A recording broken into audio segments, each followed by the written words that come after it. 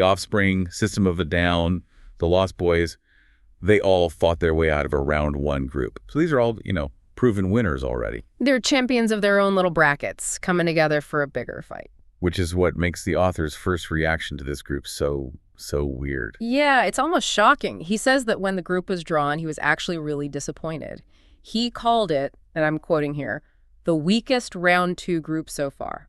How does that even make sense? If they all won their first round, how can they be the weakest group? That feels like a contradiction. It does, doesn't it? I mean, we're going to get into what they beat to get here, and it includes some absolute giants. So how can 4 winners suddenly be weak? I feel like it's a bit of a trap. Maybe it's not that the albums are low quality, but maybe they're just too similar in quality. Not different enough. You've hit it exactly. That's the key. He immediately follows up that pessimistic comment with a really important clarification. He says he actually enjoys all 4 of them. He calls them all worthy of the occasional listen. Ah, okay. So the problem isn't that they're bad. No. The problem for him is that they're all just good, not great. The quality floor is high, but he feels like the ceiling is too low. Nothing is really jumping out as a potential best album of all time. So it's a group of 4 solid B-plus albums, basically. And they're all fighting for 2 spots. That actually makes it harder to rank. Much harder. He even says that the biggest problem he had was separating the top 3. The order for first, second, and third place apparently jostled a few times while he was thinking about it. The gap was that thin, so he had to get really, really specific about flaws to make a decision. Microscopic, yeah. But there was one exception. Okay. He says it did not take him long at all to figure out which album was the weakest. That one was an easy call. And that was the Offspring Splinter. Yep. So really what we're looking at is a 3-way fight for 2 qualifying spots and one album that was pretty clearly outmatched from the start. And before we get into the nitty-gritty of the rankings, there's that one big piece of context we have to keep in mind. The ultimate goal. The ultimate goal. He says very clearly that no matter who wins this group, none of these would get close to actually being named the best album of all time. It really sets the stakes, doesn't it? The winner of this round isn't a conquering hero, they're just the survivor. They get to fight another day, but they're not seen as a true contender for the crown. Okay, so that initial assessment of them being the weakest group feels even more pointed when you see what they had to beat just to get to round 2. Let's talk about their origin stories. Yeah, this context is so important. It shows the quality that's already been filtered out. Let's start with the album that actually won this group, Toxicity by System of a Down. It came from round 1, group 153. It qualified in first place. And look at what it beat. It went up against Pick of Destiny by Tenacious D, Seal's 1994 self-titled album, and this is the big one, Kid A by Radiohead. Wait, stop there. Toxicity beat Kid A. It did. Kid A is, it's one of the most critically revered albums of the 21st century. It's this groundbreaking experimental masterpiece. And it lost to the chaotic, visceral, immediate punch of Toxicity. That one result tells you almost everything you need to know about Greenstorox's taste. It favors raw power and direct engagement over something more cerebral or atmospheric. Exactly. The energy of System of a Down clearly connected more with him than the, let's say, more challenging listen of Radiohead. Unique vocals and big riffs are clearly high-value assets in this quest. Okay, what about Blur? Modern Life is Rubbish. It also qualified first from Group 125. And its competition was just as diverse. It beat A New Day at Midnight by David Gray, Home by Deep Blue Something, and the heavy metal classic Holy Diver by Dio. Wow. So a Britpop album took down Dio. It did, and I think that shows that a really well-executed, cohesive album that captures a specific cultural moment can sometimes win out over, legacy and raw power. It also shows he's not really biased by genre. He's just judging what's in front of him. Totally. Which brings us to the album that got last place in this round, Splinter. But it also qualified first in its round 1 group. It did, Group 178. It beat a Silverstein album, a Michael Jackson anniversary disc, and, this is another shocker, Rust in Peace by Megadeth. Hold on. A 2003 Offspring album, which we already know he thinks is flawed, beat Rust in Peace, one of the greatest thrash metal albums ever made. It did. And this just hammers home the point that this is about the specific listening experience of the album in front of him, not the band's reputation or legacy. Rust in Peace might be a perfect album to many, but on that day, in that group, Splinter was more fun for him. That's wild. It shows how unpredictable the system is. Completely.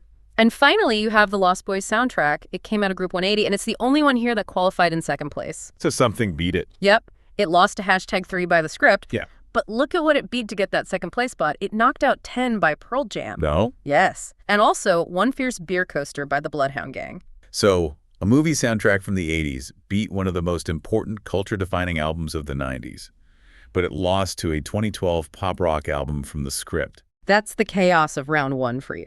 The luck of the draw is huge. But the main takeaway for us is clear. All 4 of these albums are battle-tested. They've all taken down giants to get here. Okay, the context is perfectly set. 4 proven winners enter the ring. Let's get to the results. We'll start with the 2 albums that didn't make it, beginning with the one that was the easiest to place. The one that landed in a very clear 4th place. And that was Splinter by the Offspring. This was their 7th album from 2003. And right away, the author sort of pokes fun at the title, right? He makes a joke about Teenage Mutant Ninja Turtles. He does, yeah. It just sets this lighthearted tone. Like, this album isn't taking itself too seriously, and maybe it shouldn't be. And the main musical critique is that it's just too formulaic. Yeah, that's the core of it. He says the band sticks really hard to its feisty punk rock formula. And, for a band like The Offspring, that can be a good thing or a bad thing. But he does give it some credit. He says it starts with a lot of bluster and purpose. He actually praises Hit That. He calls it enjoyable, catchy punk pop, classic Offspring. And he also shouts out, "Race Against Myself," for its chunky metal power chords. So the album has some real energy at the start. So if the beginning is good, why was it so clearly in last place? What's the fatal flaw? It's exhaustion, creative exhaustion. He says the album, and this is the key phrase, runs out of steam and ideas in the latter third. The momentum just dies. Completely. The hooks aren't as good, the riffs get repetitive, and what started as a fun formula just becomes predictable. And when you're up against 3 other albums that maintain their quality all the way through, that kind of dip in the final act, it's a death sentence. An instant penalty, yeah. He concludes it just doesn't compare to their classic stuff from the 90s, and that's why it was an easy choice for 4th place. Okay, that leaves the really painful decision. The album that came in 3rd, just barely missing the cut. And this one is, I think, a legitimate shocker for anyone who loves the genre. The album eliminated in 3rd place is Modern Life is Rubbish by Blur. Wow. That's a big one. I mean, that album basically is Britpop. It's the one that defined their whole sound. It really is. And the author acknowledges that. He clearly appreciates it. He calls it cheeky and quirky. And he makes a really important point about the pacing. What's that? He says it retains a nice pace throughout, which he notes is something he struggles with on other Blur albums. So the consistency, the flow, that's a huge strength here. And he also gets into the lyrics, right, from 1993, a sort of social commentary on Britain. Yeah, through an art school angle, as he puts it. He says it creates a really authentic pop experience. By all objective measures, it's a fantastic record. So if it's so great pace, smart lyrics, it defines a genre. How in the world does it get eliminated? This is where it gets tough. The author himself says Blur is desperately unlucky to get eliminated here. It was that close. So what was the reason? What was the tiebreaker? It comes down to one crucial element of the ranking methodology, the power of the peak moment. He says Modern Life is Rubbish was beaten by the other 2 simply because it doesn't really have any single song that particularly stands out. Okay, I have to push back on that a little. That sounds like a penalty for being too consistent. It is. It absolutely is. You're punishing an album for being a great album, a cohesive whole, instead of a collection of singles. That feels like a bias. It highlights a bias for sure. But think about it from a competitive standpoint. If you have 3 albums that are all, say, an 8.5 out of 10 overall, what separates them? The moments that are a 10 out of 10. Exactly. Modern Life is Rubbish is a solid 8.5 across every single track. It's an amazing marathon runner. But the other 2 albums must have had a few sprints in them that just blew him away. That's the idea. And he makes the comparison himself. He says this album doesn't have a Charmless Man or a Park Life or, a globally huge hit like Song 2. Those are the knockout punches. This album has great jabs, but no knockout. So the very thing that makes it a classic piece of art, its flow and consistency, is what got it eliminated in this very specific competitive context. It's a brutal lesson in the quest for the best of all time. It seems like those unforgettable peak moments just weigh a little heavier than flawless consistency. A really, really tough break for Blur.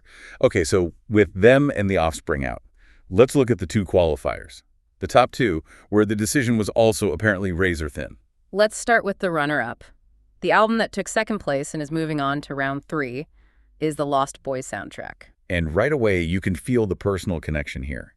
His love for this soundtrack is completely tied up with his love for the movie. Oh, absolutely. He puts the film The Lost Boys right up there with his other favorite vampire movies, like From Dusk Till Dawn and Blade. So the music is already carrying all this extra emotional weight for him. He says the movie itself was this perfect blend of cool, scary, and really funny. Yeah, and he even quotes some of the dialogue to prove how good the writing was. He says it's the kind of stuff Joss Whedon would be proud of. Which is high praise. What were the lines? Well, there's the one that just captures the whole tone of the movie. My own brother, a goddamn shit-sucking vampire. You wait till mom finds out, buddy. It's perfect. It's this world-ending horror, but filtered through a teenager's mundane reality. Exactly. And then there's the more serious one. If you try to stop us or vamp out in any way, I'll stake you without even thinking twice about it. The movie just nails that tone. And he says the music matches it perfectly. Superbly. He calls the soundtrack a collection of big hair, swaggering 80s power tunes. Yeah. It just sounds like the movie feels. And he points out the peak moments, right? The songs that helped it beat Blur. Oh, yeah. You've got the big one, Cry Little Sister, that atmospheric, spooky theme that is the heart of the whole thing. An absolute classic. Then he praises Lou Graham's song Lost in the Shadows, calling it a percussion-bustin' rock anthem. Plus, you have tracks from INXS, Echo and the Bunnymen. It's a really strong collection. It sounds like it should have been a contender for first place. So why did it lose to Toxicity? This is where the critique gets super specific. It comes down to one single song. You're kidding me. Nope. He says the album is not a completely satisfying effort because of one track. The entire reason it dropped from first to second place is the inclusion of Roger Daltrey's cover of Don't Let the Sun Go Down on Me. Just one song made the difference in this incredibly tight race. I mean, Roger Daltrey is a legend. Was the performance bad? Not at all. He says it's a consummate performance. The problem isn't the quality of the song, it's the flow, it's the pacing. Ah, so you've got this album full of swaggering 80s rock, and then suddenly You get this slow, emotional power ballad dropped in the middle. He says it slows the pace unnecessarily and just completely breaks the mood that the rest of the album worked so hard to build. the sequencing killed it. That's such a specific thing to lose on. It is, and this is where Greenstocks has a little fun and speculates on why that song was even included. Okay, let's hear this theory. He basically imagines a record executive in a room trying to be way too clever. Right. Okay, guys, brainstorm session. How do we make this soundtrack even more thematic? Exactly, and someone's eyes light up and they go, guys, listen to the title. Don't let the sun go down on me. Oh, no. Vampires. They come out when the sun goes down. Get it. It's a pun. It's so painfully literal and a thematic choice that just completely ignores the musical flow of the album. That's his theory, and it's a brilliant observation. It shows how one single bad decision can tank an album's ranking when the margins are this thin. He says they should have put the song at the very end or just left it off entirely. Its placement was its downfall. A fatal flaw. Yeah. Okay, so that leaves us with the winner of round 2, Group 35, the album that squeaked by to take first place, Toxicity by System of a Down. The winner by an absolute smidgen. It just had enough going for it to avoid the flaws of the other two. It had the peaks that Blur lacked, and it didn't have the one big pacing mistake that the Lost Boys had. So let's talk about the music. What did he like so much? His description is pretty intense. He talks about unnerving, thrashing, and edgy sonics. Yeah, and seriously, chunky riffs, weird metal singing and chanting. I mean, he's celebrating how unique and, frankly, how strange the album is. It's aggressive, but it's also really experimental. And the key to all of that, the thing he praises the most, is Serj Tankian's vocals. He calls the vocals a marvel to behold, and they are. It's not just screaming, it's this mix of raw power, bombast, and these really weird hypnotic tongue trills. The vocal performance itself is what creates so many of those peak moments. It's the secret weapon. He says the album gets very good in places, and that's the advantage it had. He lists off the standout tracks: Science, Chop Suey, Atwa, and the title track, Toxicity. So those are the 10 out of 10 moments, the knockout punches that put it over the top. They're just so potent and memorable that they couldn't be ignored. And unlike the Lost Boys, the album's chaotic energy never really lets up. It maintains its momentum. But even with the winner, he has a small critique, right? He's always honest. Always. He admits that the album's sheer intensity can be a bit overbearing sometimes. It can be too much. And this is where he brings in that great little personal anecdote. that makes it so relatable. The final piece of evidence. He just adds, "The wife certainly doesn't like it, lol." It's perfect. It sums it all up. This album isn't for everyone. It might even cause some arguments in your house. But in this specific brutal competition, its unique power and its incredible peaks were just enough to get the win.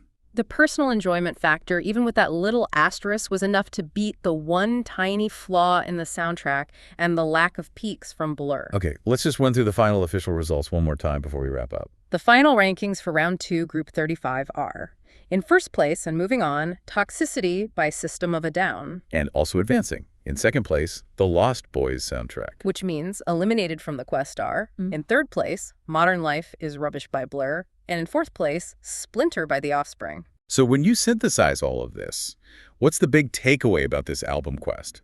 I think this group is a masterclass in how tiny differences become huge when the overall quality is so high. For the eliminated albums, the lessons are pretty clear. Splinter just wasn't consistent enough. It ran out of gas. And Modern Life is Rubbish was, ironically, too consistent. It was a beautiful, cohesive album that lost because it didn't have a few messy, loud, unforgettable hit songs. And for the winners, it was all about strategic advantages. Toxicity won with pure, unique, undeniable intensity. While the Lost Boys got through on atmosphere and nostalgia, but lost the top spot because of a single production choice, a single sequencing error. The difference between first and second place was one power ballad. It just shows how much every little detail matters. Structural integrity and peak performance seem to be the magic combination. It really is a quest. Luck, taste, and the power of one song can be the difference between moving on and going home.